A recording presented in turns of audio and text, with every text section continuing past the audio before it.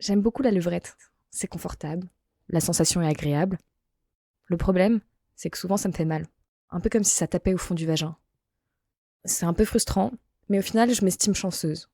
Mon corps souvent est bien prédisposé au sexe. Je n'ai jamais eu de véritable blocage physique. Je dis que c'est de la chance parce qu'on n'a pas totalement la maîtrise mentale sur notre corps. Souvent, on ne contrôle pas complètement nos sécrétions, nos érections, nos contractions. Parfois, et on l'a vu dans l'épisode précédent, le corps manifeste des signes qui sont assimilés à l'excitation sexuelle, alors même qu'on n'est pas vraiment excité mentalement. Aujourd'hui, on va parler au contraire des fois où le corps devient un obstacle à une relation sexuelle, quand il ne manifeste pas de signes d'excitation, voire quand il bloque. On verra que certains de ces blocages peuvent provenir de traumatismes sexuels. Je vous préviens donc qu'il y aura des récits d'agressions sexuelles, notamment dans l'enfance. Donc si vous ne vous sentez pas d'écouter cet épisode, ne le faites pas et prenez soin de vous. Juste un mot avant de passer au témoignage, je voulais vous dire que j'adore faire ce podcast. Je le fais seule sur mon temps libre, parce que je suis persuadée qu'il est hyper important de libérer la parole autour de la sexualité. Une manière simple de me soutenir, c'est d'écouter la publicité lorsqu'il y en a une, comme ça je pourrais continuer à faire plein d'autres épisodes. Bonne écoute.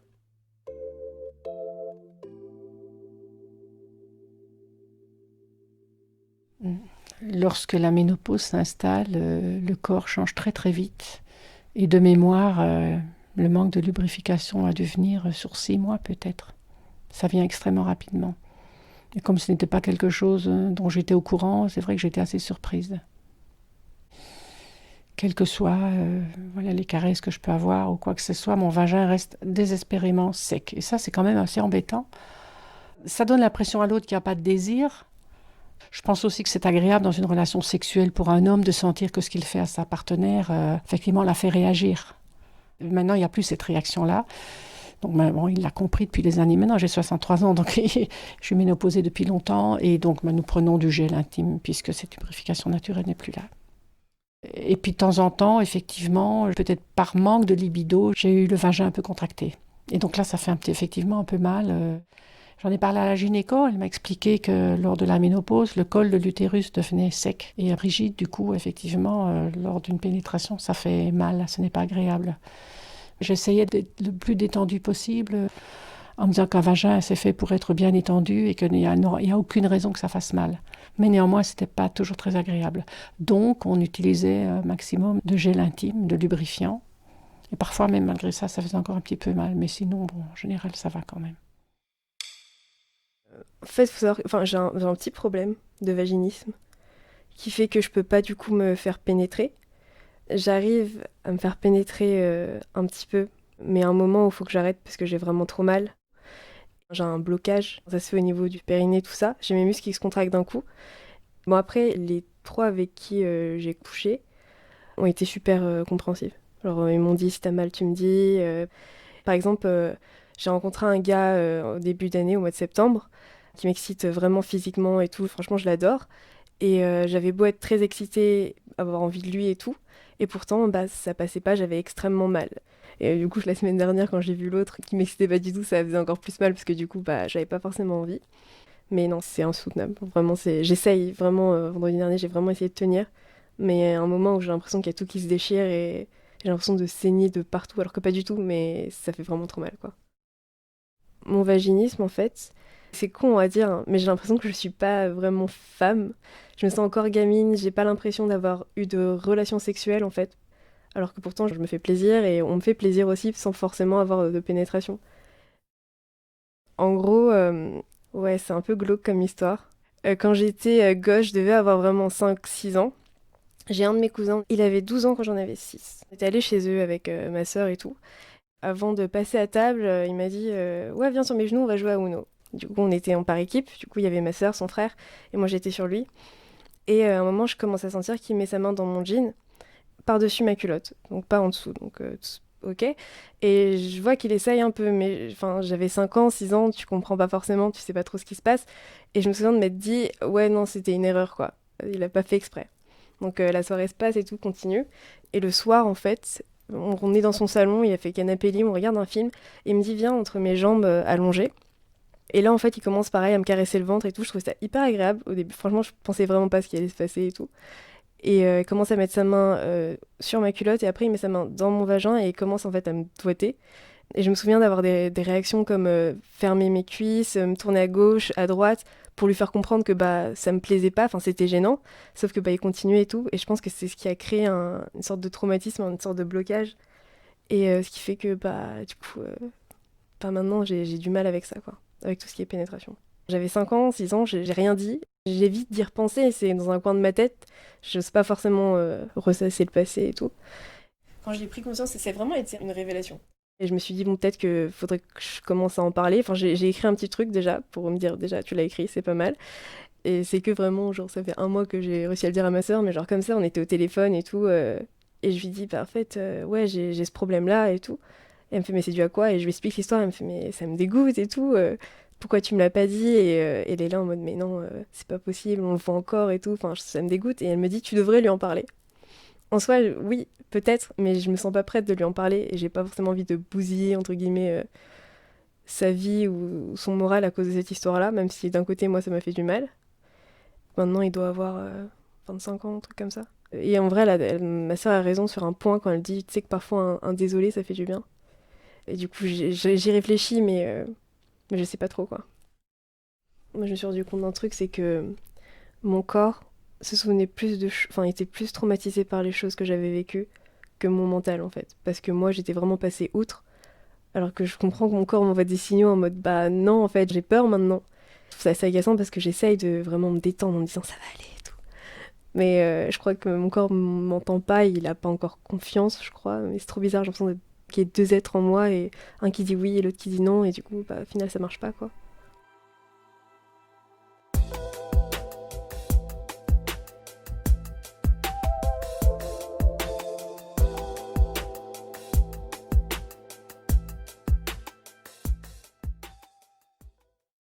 J'ai un gros blocage psychologique parfois, en fait.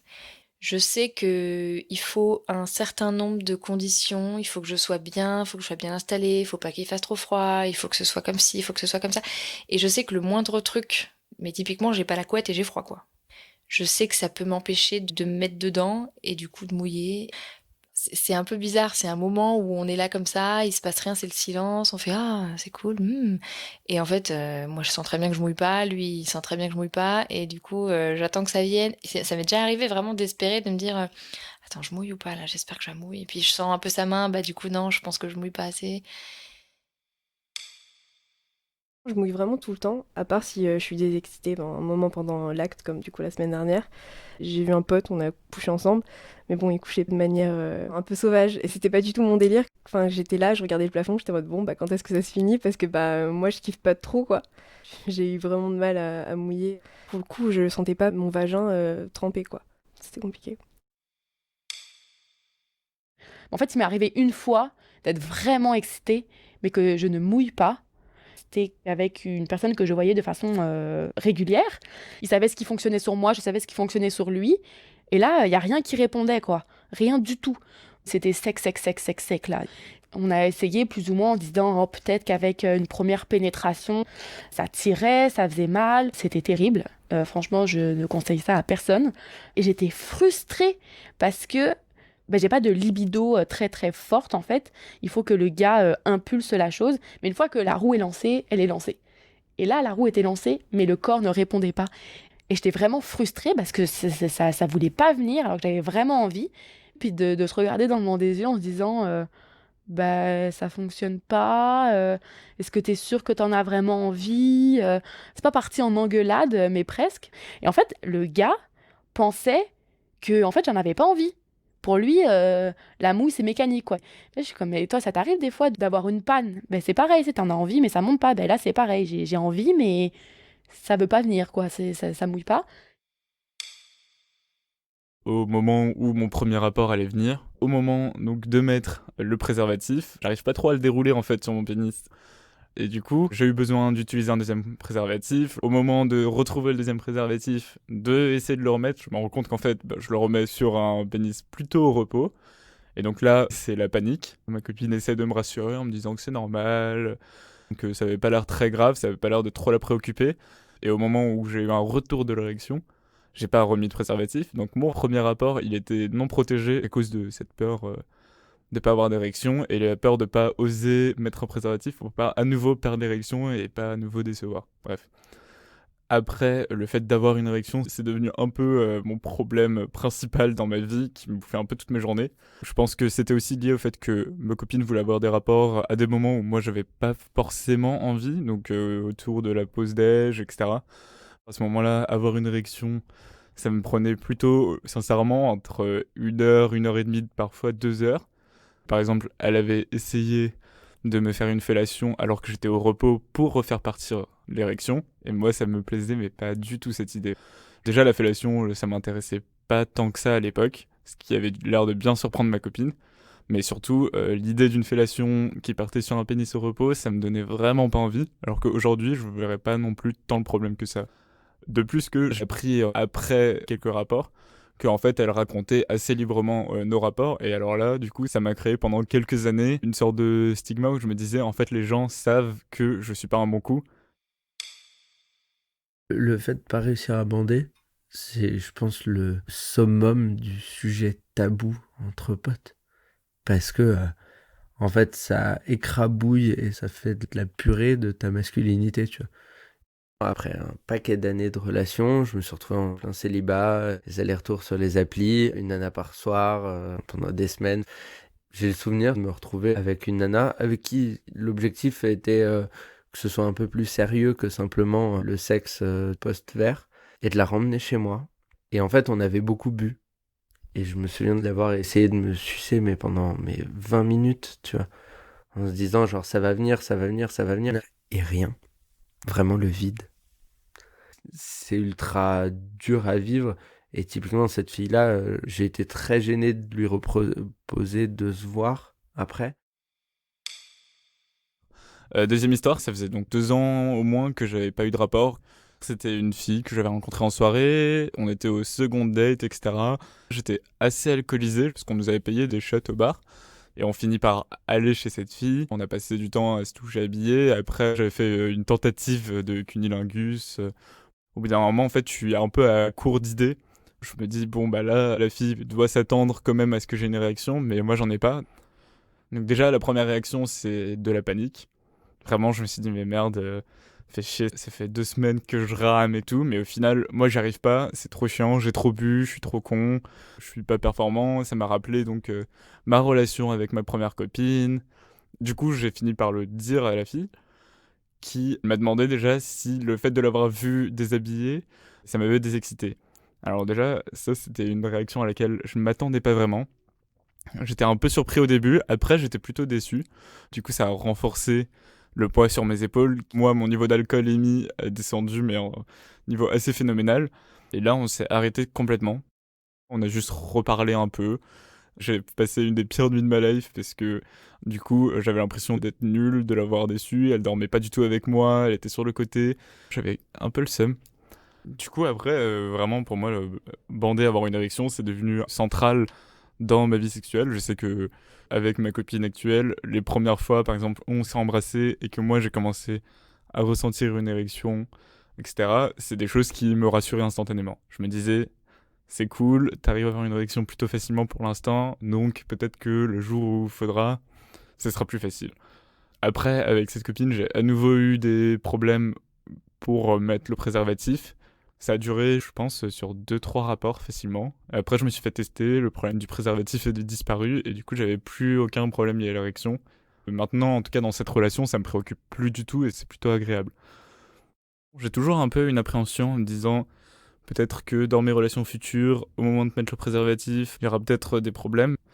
On verra bien, et j'essaye juste de dédramatiser tout ça, de me dire, il y a d'autres choses à faire, il y a plein d'autres trucs sympas qui impliquent pas forcément un pénis en érection.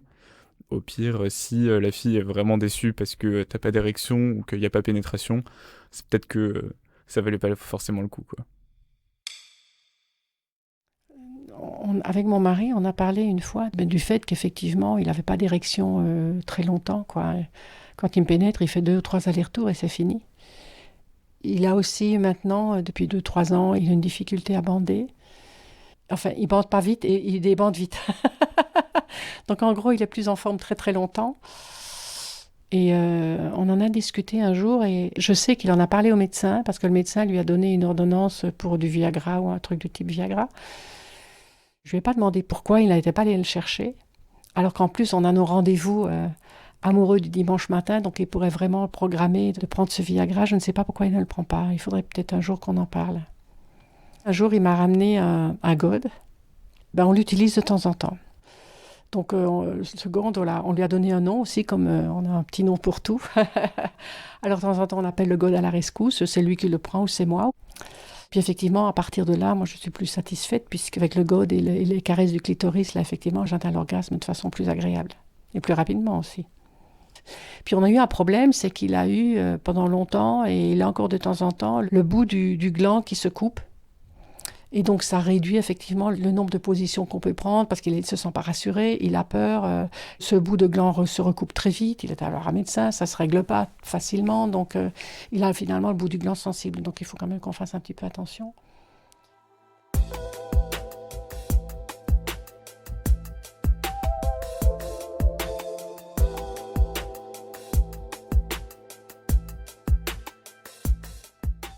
En fait, quand j'étais plus jeune, donc j'avais 18 ans, je sortais avec un garçon, ça se passait bien, et tout de suite après, c'était l'été, je suis partie en vacances, c'était prévu, et je suis revenue avec une mycose vaginale. Donc je pense que c'était dû au sable, parce que pour le coup, c'était pas une MST, j'avais couché avec personne pendant ces vacances-là, donc...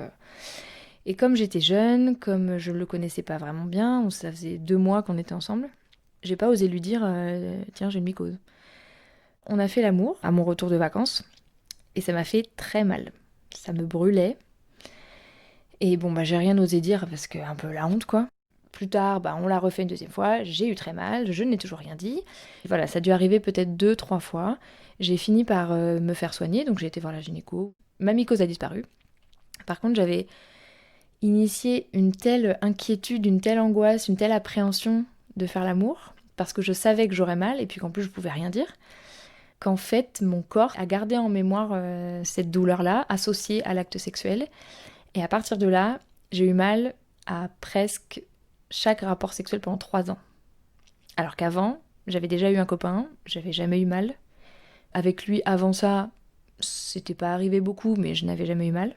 C'était vraiment à partir de cette mycose, en fait. Et ça a été l'horreur. En fait, avec ce copain-là, il n'a pas eu de chance, on s'est rencontrés 2 mois après, j'ai eu un concours et je suis partie en province. Donc, soit il venait me voir en voiture le week-end, s'il venait pas, c'est moi qui y allais.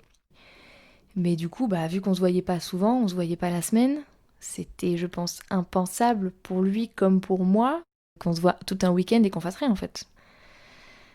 J'appréhendais chaque rapport sexuel, j'avais pas envie de faire l'amour, j'avais peur d'avoir mal, je savais que j'allais avoir mal et j'avais mal.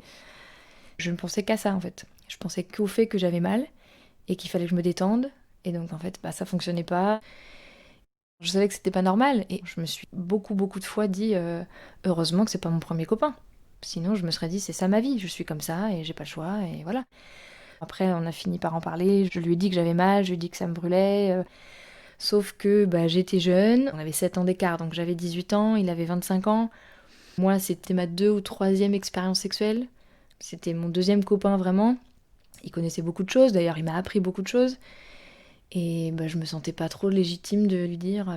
pourtant je pense que j'avais du caractère, mais j'étais vraiment jeune. Et lui, il était vraiment en demande. Et il était vraiment gêné qu'on fasse pas assez l'amour, que j'ai mal. Je culpabilisais, j'étais pas bien. Je sais que quand il venait chez moi le week-end, quand c'était prévu qu'il arrive le vendredi soir, je buvais de l'alcool avant qu'il arrive. Parce que j'avais remarqué certaines fois précédentes que quand j'avais un verre ou 2 dans le nez, ça allait beaucoup mieux, quoi. Que j'étais beaucoup plus détendue, je me détendais moi, je détendais mon vagin, et du coup j'étais pas crispée, du coup ça me faisait pas mal. Donc évidemment c'était pas du tout la solution, mais en vrai c'était une des solutions que j'avais trouvées, quoi. Une autre chose, à part l'alcool qui me faisait ne pas avoir mal, c'était l'été, les vacances. Nos premières vacances d'été, on est parti en Grèce, et il faisait beau, il faisait super chaud, c'était trop bien, et j'étais excitée comme une puce.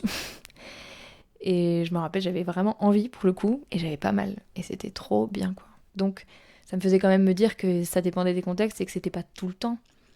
Et puis après, voilà, en rentrant, ça me refaisait mal, et puis c'était fini, quoi.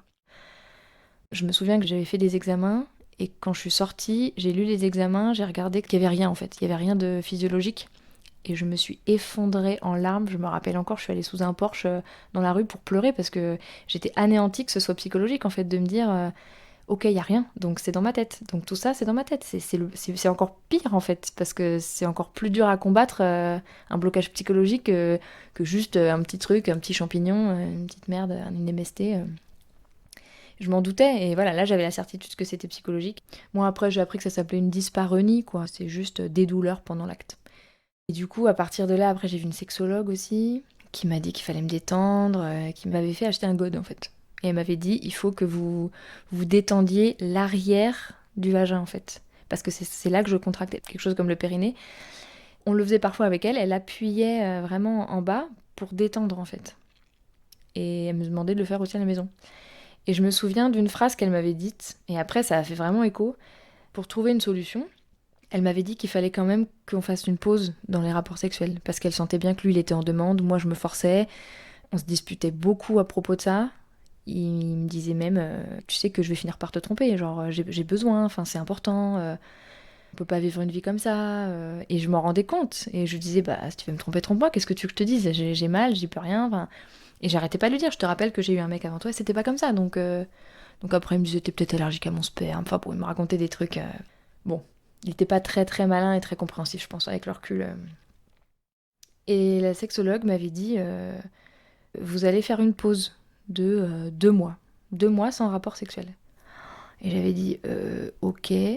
Je me demandais comment j'allais dire ça à mon copain, en fait. Et donc je lui avais demandé, ok, mais comment je fais? Et elle m'avait dit, bah, s'il est intelligent, vous lui dites juste, on doit faire 2 mois de pause, et il comprendra. Et si c'est pas le cas, et bah vous lui dites que vous avez quelque chose de physiologique, pour le coup. La sexologue vous interdit d'avoir des rapports pendant 2 mois. Et sur le coup, je m'étais dit, bon, bah, il est intelligent, je vais lui dire la vérité, qu'il vaut mieux pas et tout. Et en fait, avec le recul, je me dis qu'il aurait mieux fallu lui dire que c'était interdit parce que la sexologue me l'avait dit et que du coup, c'était non, quoi. J'ai entendu un autre témoignage, par exemple, sur Sexplorer, qui avait une fille qui avait rencontré quelqu'un qui avait vraiment attendu longtemps pour que ça se débloque et que ça s'est débloqué et que c'était grâce à ça qu'elle avait réussi. Moi, pour le coup, il m'a jamais dit on attend, quoi. Je me rappelle que c'est le moment de ma vie où j'ai le plus sucé, quoi, parce que c'était le moyen de compenser que je lui faisais pas plaisir par la pénétration. J'ai même accepté du coup la sodomie que j'avais jamais faite. Je regrette pas, mais je me rends compte que j'étais jeune et que j'ai accepté beaucoup de choses parce que j'étais pas bien, j'étais naïve, je culpabilisais et lui, à aucun moment, il m'a dit c'est pas grave, on prendra notre temps, tu vas régler tes soucis et puis après on verra, on fera d'autres choses. Jamais, quoi. Il me redisait, je te rappelle que c'est important pour moi, il faut qu'on le fasse. Puis vraiment, je voyais que quand on arrêtait parce que j'avais trop mal, je pense qu'il regardait le plafond, allongé sur le dos, et il était vraiment pas bien, hein, je pense. Mais il me disait, enfin, comment on va faire? Tu te rends compte que c'est pas possible, quoi.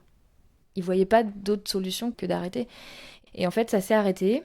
Pour avoir la fin de l'histoire, c'est que je l'ai trompé en vacances. J'ai couché avec un autre garçon. J'avais pas du tout prémédité de tromper mon copain. Pas du tout. Je savais que ça n'allait pas, mais pas de là à le tromper avec le premier venu. Et là, je me suis dit, ok, c'est ça, de pas avoir mal. Mais genre, c'est la vie, en fait. Pourquoi je m'en fiche ça? Je me suis dit, non, c'est bon, c'est pas moi qui ai mal. Enfin, si, c'est moi qui ai mal, mais j'ai mal avec lui, en fait. Et grâce à ce garçon que j'ai juste rencontré pendant les vacances, ça m'a fait vraiment du bien, quoi. Et là, à partir de là, on s'est quittés. Depuis, ça m'est plus jamais arrivé.